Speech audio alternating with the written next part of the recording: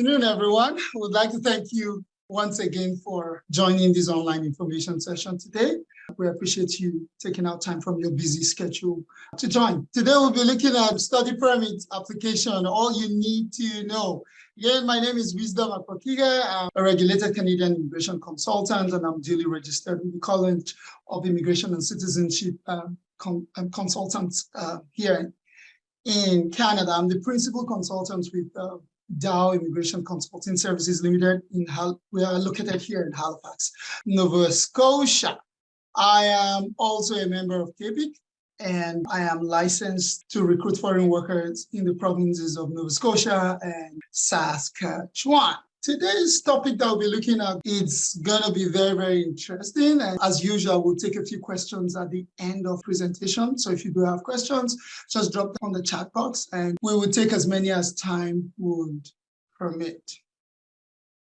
I'd like to start quickly today by giving you a background about the Canadian system. So Canada's education system holds high standards and top international rankings. We all are aware of this. Lots of persons want to come to Canada because of the standard of education here. Again, Canada is a multicultural and bilingual country, so we speak both English and French. And that makes Canada a great place to increase anyone's understanding of any of those two languages.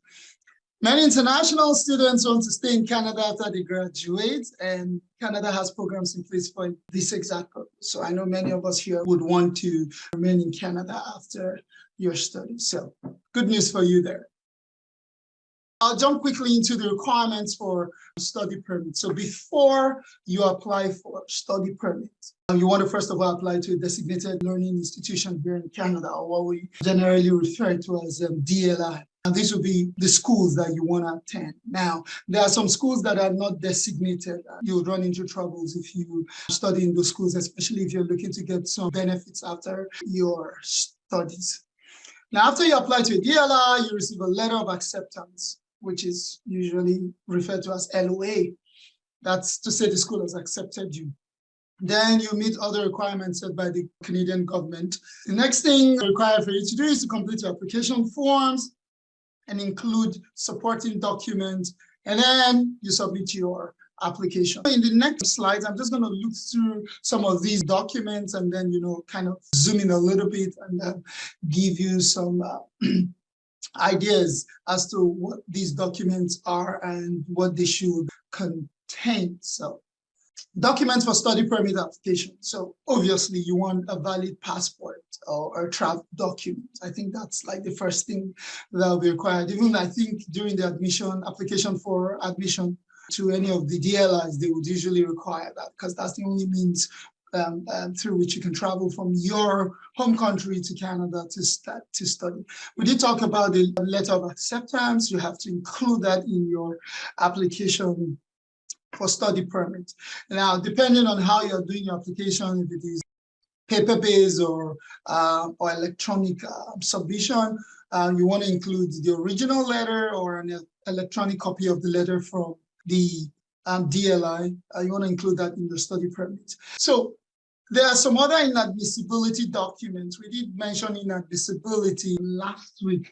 Really, these are some reasons why you cannot be admitted into Canada or you cannot come into Canada. One of them we did mention was medical reasons. So you want to do an upfront medical to show that you don't have any sickness that is easily transferable or that will cost taxpayer money. Another reason you might be inadmissible would be criminal grounds, right?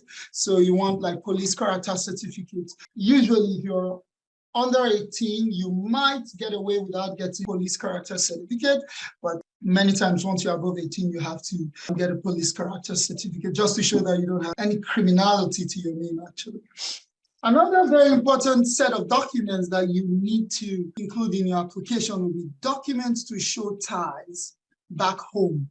So because when you're applying for a study permit, it is seen as a temporary visit to Canada. So you want to convince the visa officer that once you're done with your study, you have plans to go back to your home country. I know I did mention that many students that come to study here in Canada, they have that intention to remain. But at the time of application, you must demonstrate that your intent is for a temporary purpose, which would be to study in Canada, and then you plan to leave Canada at the end of your study. Now, if you're trying to demonstrate that, one thing you need to put is documents to show ties back home. So like if you are currently employed, you want to get employment letters or reference letters, and usually for those that are employed, they can easily get what we call leave letters or leave certificates to show that, okay, your current employer is only releasing you for 1 year, 2 years, 3 years, or 4 years, and after that 4 years, you would come back to the work. So that's like a tie back home. So you have an employment back home that you would go back to. Sometimes people also show personal assets. So you have landed properties, buildings, cars, whatever. So if you come to Canada, you want to go back to these properties and you use that as a tie. Your net worth. So, I mean, if you're a high net worth individual, you want to show that because that also convinces the visa officer that once you're done with your studies in Canada, you will leave and go back to your home country. Family documents, especially like spouses, children. So if you're coming to study and you're leaving your children back home, then those are very good ties. If you're leaving your spouse back home, that's also a very good tie. So you want to include family documents. I'm going to elaborate a bit more on family documents in subsequent slides. So just follow me as I move on. Other documents, you want to show proof of financial support. You must prove that you can support yourself and the family members who come with you while in Canada. Now, there are many ways you can prove this. You can prove your funds with Canadian, you can have a Canadian bank account in your name. You can have a GIC or what we call guaranteed investment certificate, a proof of a student or education loan from a bank.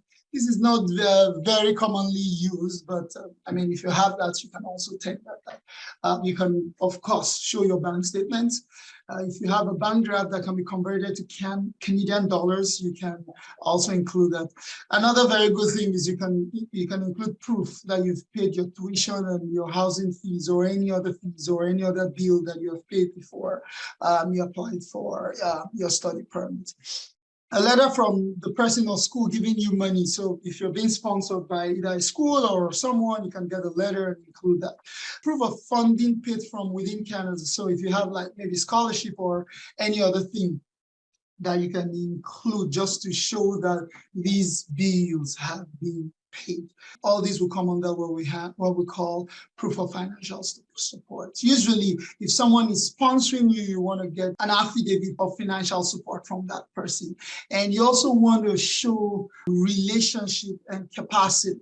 So for example, if I say someone is sponsoring me, who is that person to me? I mean, it makes sense if I say my wife is sponsoring me or my husband is sponsoring me because there's a close relationship, or my father is sponsoring me. It could also be family members like your uncle, your auntie, or any other person, but you just have to demonstrate that close relationship. I mean, it's not just someone that's on the streets that's sponsoring you, because especially we know that this bill can be high. Another thing you want to demonstrate is capacity. So if I say my husband is sponsoring me, who is my husband? What does he earn? What does he have in his savings? Does he have the capacity to sponsor me? I mean, if I earn like $1,000 or let's say $200 every month, just to be to stretch things a little bit. If I earn $200 every month and I have a total of $1,000 in my account, and I say I want to sponsor my wife to get an education that will cost her $35,000. I mean, if you hear that, you're probably going to say, what? Where would you get that money from? How would you be able to sponsor her? So you need to demonstrate some capacity if you're using anybody as your sponsor. I did mention family documents before. So family documents could include marriage certificates. So if I'm saying I'm married to you, I'm not just going to say it in my mouth, right? I'm going to show some paperwork that shows we're really in the marriage together. Birth certificate also shows proof of relationship, because on my birth certificate, normally I would see my father's name, my mother's name, and that can also be used to show relationship between spouses, because obviously if both names are on the birth certificate of our child, then it shows that we have some relationship at least. Some other documents. Yes, this is a very important document, and I would like for us to spend some time here looking at this document. Statement of purpose. Some people call it study plan, other people call it letter of explanation. Doesn't really matter what you call it, but the content is really, really very important. This letter helps the visa officer to understand you and your goals. It explains why you want to come to Canada. So of all countries in the world, why did you choose Canada? Even if you have chosen Canada, why did you choose the school that you have chosen? Did you explore local options in your home country? I bet you there are universities there that might be offering these sort of programs. Why are you not going for those courses? Why are you coming to Canada? What are your short-term goals? What are your long-term goals? What is the story behind these your dream to come and study in Canada? You also need to explain to the visa officer that you understand your responsibilities as a student, and that you plan to be a bona fide student when you're in Canada. Simply put, your intention is true. You plan to come to study. You will abide by all the rules and regulations, the laws of the country and all of that. And you will be a student while you are in Canada. And more importantly, that you have plans to leave Canada after your study. So if you are a minor, again, in Canada, the age is provincially driven. Some provinces would say from 18, you're no longer a minor. Some provinces like Nova Scotia, where you have to be 19 before you would be regarded not as a minor. So you want to check with the province that your school is, just to confirm that you're not a minor. But if you're a minor, then you must include the custodian declaration form as well. Now, academic credentials, all your certificates, your transcripts, you want to include that. If you've done any credential assessment, you can also include that. If you also have the language test report forms, even though this is not mandatory, but I mean, if you have taken this test, you want to put these documents there. Now, areas to address in your application, especially in your statement of purpose. Your purpose of visit. Why do you want to come and visit Canada? We talked too much about this and we cannot overflow this actually. Why do you want to come and visit? Why are you visiting Canada? Why did you choose Canada? Why did you choose the school? Why did you choose the province? Why did you choose the area? All of these you have to explain in great details. Your finances, how do you intend to pay your bills? How do you intend to pay your tuition, your living costs, your travel expense to and for your country, any family member that is accompanying you, how do you intend to finance all of that? Again, remember, you must show capacity. You cannot have $1,000 and you're telling me you want to pick a bill of $20,000 or $30,000. If any other person has indicated interest that they're going to help you, you will also need to show their capacity. Next thing you need to demonstrate here is ties to home country. You need to demonstrate economic ties. For example, if you're employed, you have something economic that will drag you back home after your study. You want to include all of that. We mentioned some documents there like employment letters, reference letters, leave letters, and all of that. Family ties. So you're married, your husband is going to be back home in Nigeria. That would certainly want to make you go back to your husband after your study. Social ties. You are actively involved in the society. You hold a role. You're either the street, either the city mayor, or some streets they have like association and they have needs. Or you're a religious person. You hold functions in your church, your mosques, or whatever religion you practice. Those are social ties that you can link your application to say, well, if I'm done with my studies, I'm going back to my role as the chairman of the Association of ABCD Streets, right? And basically, you just need to convince the visa officer that you really have intent to leave Canada after your study. Now, travel history. If you've got travel history, you want to state them in your application. Why? Because if I have traveled out of my base country before and I did not commit any crime and I was law-abiding, I could use that as an evidence that I've done this before in the past and I did not have any problem with police or anybody. And so I am saying that even when I come to Canada, I would also be a law-abiding resident or student while I study here in Canada. Previous being the visa denials. Now, a lot of persons will say, oh, if it is not Canada, you don't have to declare it. That's really, really wrong. And that can put you in a very, very bad situation because that's what we call misrepresentation of or withholding of material fact. And that can lead to inadmissibility in Canada, which will be the next thing we'll talk about. Because once you have been found inadmissible to Canada, you are very likely going to receive a ban that's like 5 years or more. So you technically can come into Canada for the next 5 years.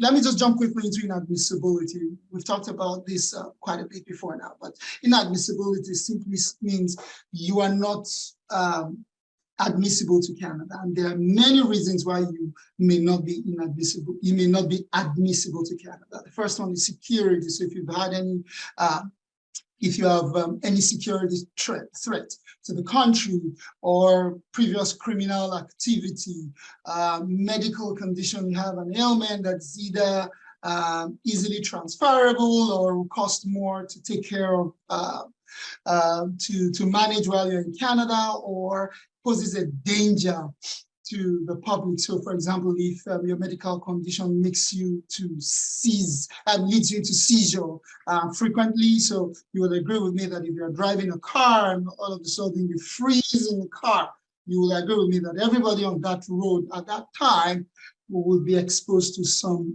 risk and some danger. So you just want to be sure. That's why I mentioned earlier, if you have a medical report, that will clear you of all medical inadmissibility, financial inadmissibility. So if you've had instances in time past where even though you had money, you did not, you were not willing to pay your bills or do whatever you needed to do, that can make you inadmissible also to Canada. Misrepresentation is exactly what I was talking about using previous visa denial. So if you do not declare previous visa denials, then it could be seen that you're withholding material fact. There are many other things. You have a child, you're not declaring it, you owe an amount, and basically anything that is seen as a material fact. What is a material fact?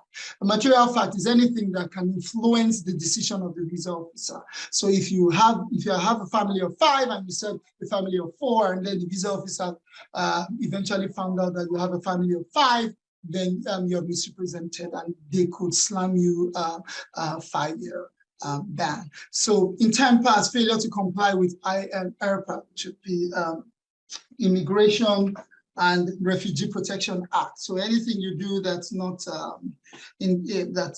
does not follow these acts can make you inadmissible to Canada. Another very important thing is if you have an inadmissible family member, it can also make you inadmissible to Canada. There are a few other things that you might want to consider. Living expense for yourself and accompanied family members. You want to sit down and think, how much will it cost me if I really want to go with all my kids? I know everybody wants to go with their kids, the entire family, but you need to sit down to think about the expense, right? Return to transportation for yourself and accompanying family members. Okay. Remember, at the point of application, you're saying, hey, after my study, I'm going back home. So have you made preparations for that? The next thing is federal, provincial, and municipal laws. You need to be aware of these laws. At what age can a child go to school in the province that you have found yourself? Some provinces will be 5, some will be 6, some will be 4. You need to understand that, because if the child is not up to school age, then you have to go to daycare, and that's another expenses for you. You need to prove to an officer that you would leave Canada when your study permit expires. I think we have said this like 1,000,001 times today. Now we're going to quickly look at what comes with your study permit. The study permit allows you to work 20 hours weekly if you are registered as a full-time student in the DNR, and up to 40 hours during scheduled break. Yeah, so no one is really going to come to tell you how many hours you work outside term time, but during term time, they'll tell you maximum 20 hours a week. You may be eligible for a postgraduate work permit, PGWP, if you graduated from a designated learning institution and want to stay in Canada temporarily to work. So like we said, there are many options that are available to you to remain in Canada after your study, and these are all legitimate. However, at the point of putting in your application, you have to demonstrate that you have intention to leave Canada after your study. Another thing you have to note is graduating from a DLI doesn't automatically make you eligible for a post-graduation work permit. You have to check with your school that they offer these programs, and the programs make you eligible for the post-graduation work permit. So you need to be sure about that. I've seen many people that have been stranded. They started a program, halfway down the line, they realize this is not a DLI, or even though it's a DLI, this program that they're doing does not give them that privilege of applying for post-graduation work permit. And then they're stranded and they run to us to say, what do we do? And, you know, stuff like that. But it's usually very good that you confirm all of this before you start studying. Now, a post-graduation work permit is very important because it gives you that window, right, for you to think of what next step you want to take. And to get the post-graduation work permit, you only need to have graduated from the school. No many other requirements as many other work permits streams would be. So it's a really good thing for people coming to study in Canada. Now, if you study for less than 8 months, you will not be eligible for a post-graduation work permit, even if you're studying in a DLI. If you study for between 8 months and 2 years, you'll be eligible for a post-graduation work permit that is valid for the length of period. So if I studied for 12 months, I'll be eligible for a postgraduate work permit. And the validity or the period of validity of that postgraduation work permit will be 12 months.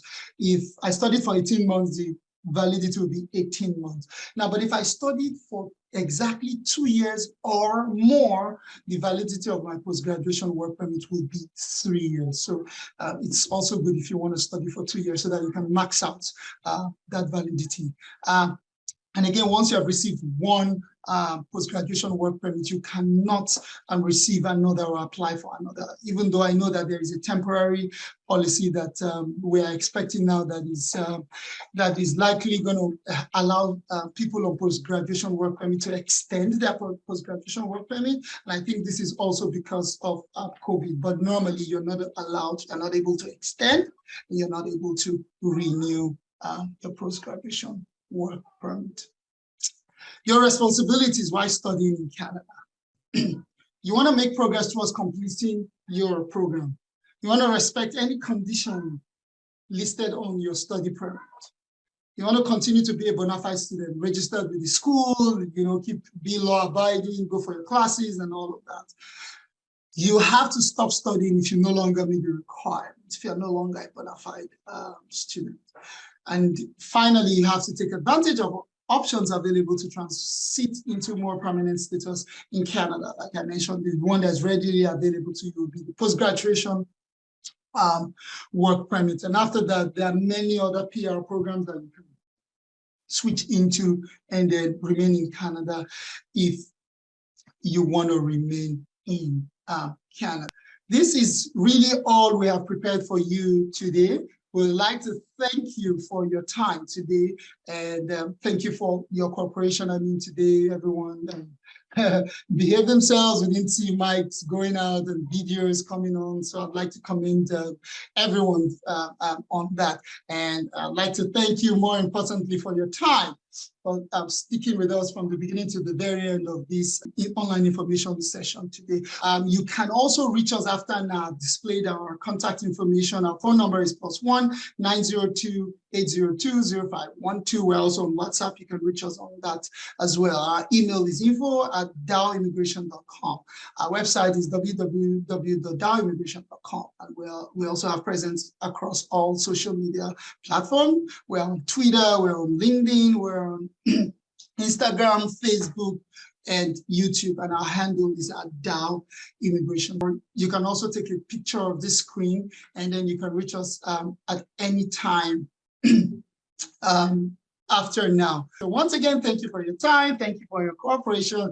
And we have our next webinar coming next week. I think that's also a very interesting webinar. And that webinar would be choice between English language tests. So IELTS is on one hand, and CELPIP. CELPIP is currently in Nigeria. So a lot of persons are asking which one should I do, CELPIP or IELTS. So next week we're going to be doing justice to that. So thank you very much for answering.